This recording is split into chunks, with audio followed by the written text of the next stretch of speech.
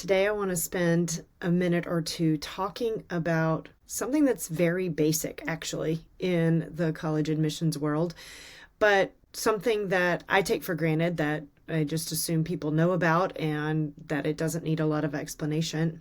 And that is the different types of deadlines that our students face when they are starting to map out when they're going to apply and when things are due and all of those kinds of things.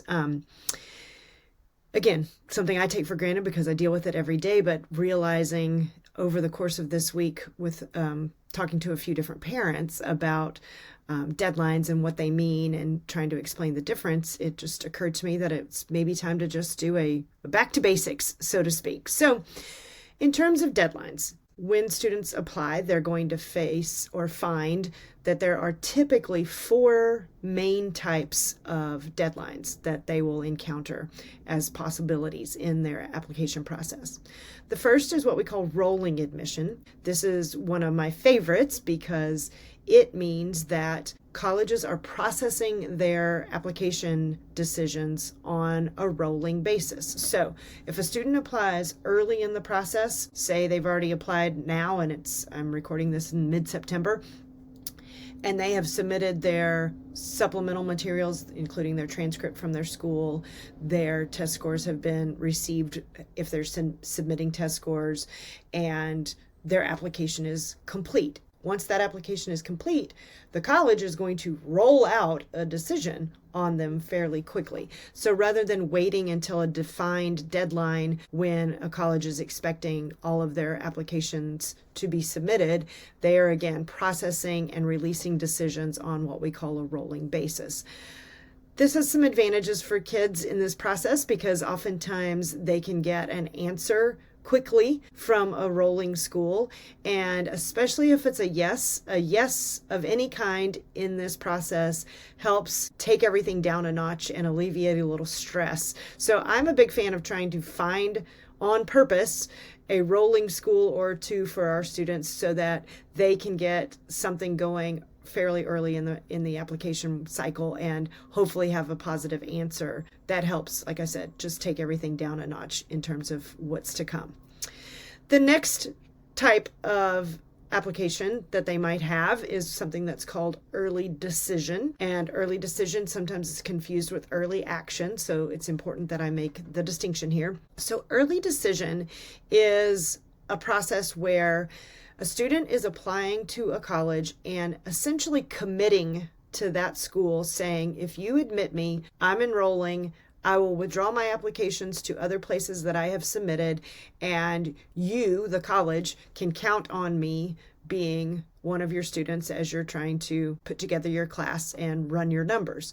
So this is a commitment on the part of the student, is certainly something that has to be taken into consideration with parents involved and counselors involved, having conversations to ensure that it is the right choice to go ahead and make that commitment, applying early decision. The advantage of it in many cases is that it can often move the needle, so to speak, in terms of the admissions process, meaning it can make a difficult school slightly less difficult to get into.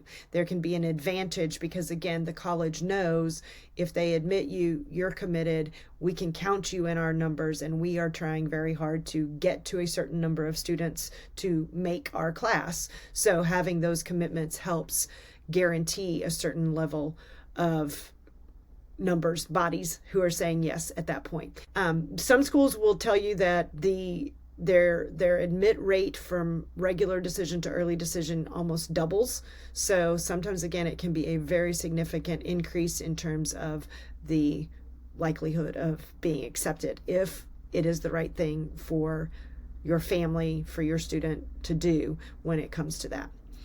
The difference between early decision and early action is that early action is not binding. There are many schools that offer some form of an earlier deadline that they call early action. And so, for example, you might be applying as the student sometime between middle of October to middle of November.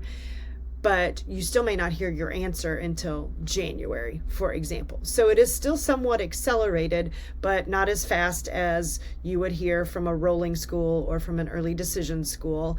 But the advantage is the applications are done, the process is underway. I think that for many students, it just feels good to have that taken care of early on. And in some cases, it does impact the consideration for merit scholarships. So some schools will say that they want a student to have applied by the early action deadline in order to have full consideration for scholarships and things like that. So again, not binding. You can apply to as many early action schools as you like if you're able to get the work done. Early decision, that is only one school. You can only commit to one, so it makes sense that there's only the opportunity to apply to one school binding early decision.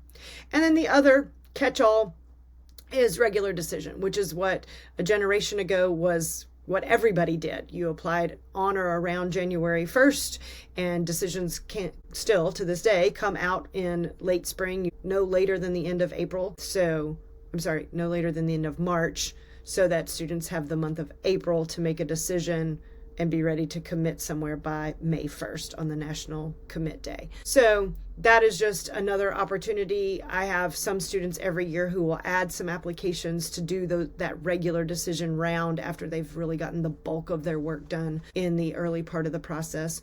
Or they may be applying to a school that only offers early decision as the alternative, and they're not ready to commit, so they choose to go regular decision instead.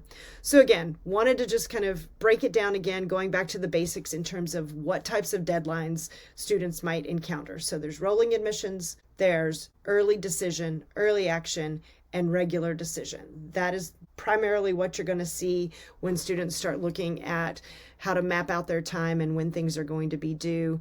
And again, big fan of a rolling admissions process if you can find one to get an early answer, hopefully an early positive answer in this process to help alleviate some of that stress. As always, if we can help in any kind of way, we'd love to talk about college lists and ideas with you, and we would love to help in any way we can.